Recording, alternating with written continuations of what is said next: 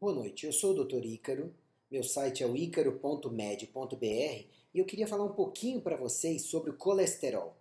Colesterol que é tão demonizado, tão tido como o grande inimigo pela medicina tradicional, vamos falar um pouquinho sobre ele. Primeiro, o que é o colesterol?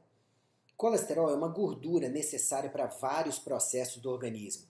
Por exemplo, para a composição de nervos, para composição de membranas celulares em geral, para reparos do organismo de vários tecidos, para a produção de hormônios. Então, o colesterol é fundamental para a vida, ok? De onde vem o colesterol? O colesterol pode vir dos alimentos? Sim, mas a grande maioria do nosso colesterol vem da produção do nosso fígado a partir do açúcar que nós ingerimos. Onde tem açúcar? Temos açúcar nas massas, biscoitos, pães, bolos, no arroz branco, na batata inglesa, só para dizer alguns exemplos. Então, aí já vemos a primeira coisa do colesterol. Ele não é em si nada ruim. Colesterol vai ser ruim se tiver em excesso, ou seja, se você consumir açúcar demais ou tiver uma tendência familiar, que isso já é um pouco mais raro, você pode ter o colesterol em excesso, ou o colesterol oxidado, que aí sim se transforma em uma pasta grossa que pode depositar nas artérias, entrar na gênese das placas e por aí vai. Então, colesterol em si não é nada ruim, só em excesso ou oxidado.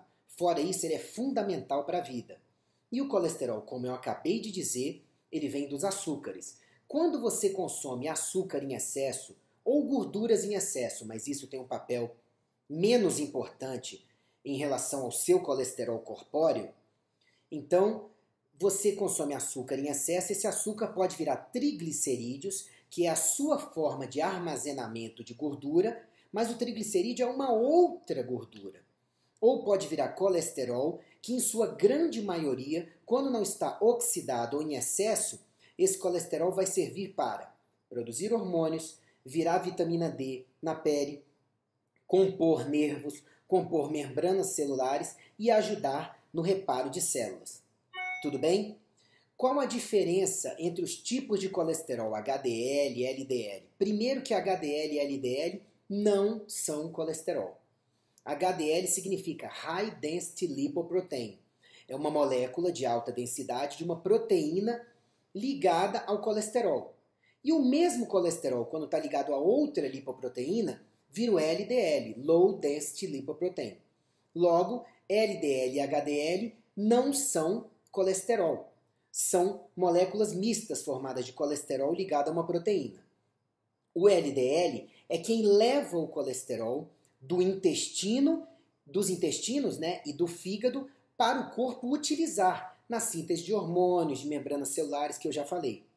E o HDL é quem pega o excesso de colesterol e leva de volta para o fígado para ser eliminado. Então, você precisa de bons níveis tanto de HDL quanto de LDL. Essa história de falar que o colesterol total é que precisa estar baixo, o LDL quanto mais baixo melhor, isso é mito.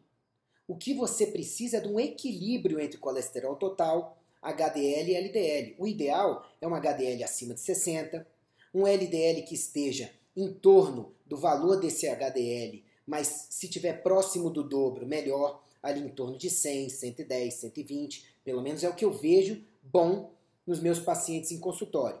E um colesterol total que esteja em torno do dobro ao quádruplo do valor do HDL.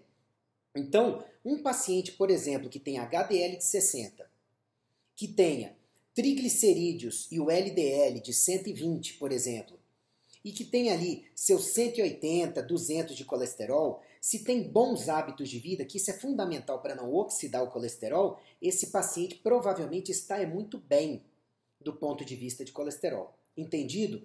Qualquer coisa, leia mais no meu site em www.icaro.med.br, procure por colesterol na sala de artigos e você vai ver muito material explicando melhor essa história, ok? Só não caia nessa história de usar remédios para baixar o seu colesterol sem levar em consideração todos esses pontos.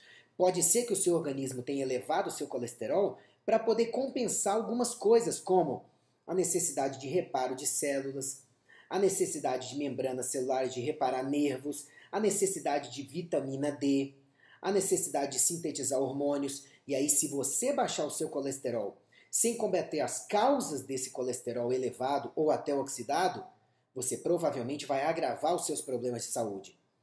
E lembre-se também que o uso das estatinas, que está tão difundido para baixar os níveis de colesterol, está associado a vários efeitos colaterais e a várias doenças, causando ou piorando depressão, demências e vários problemas em geral, falta de energia, cansaço.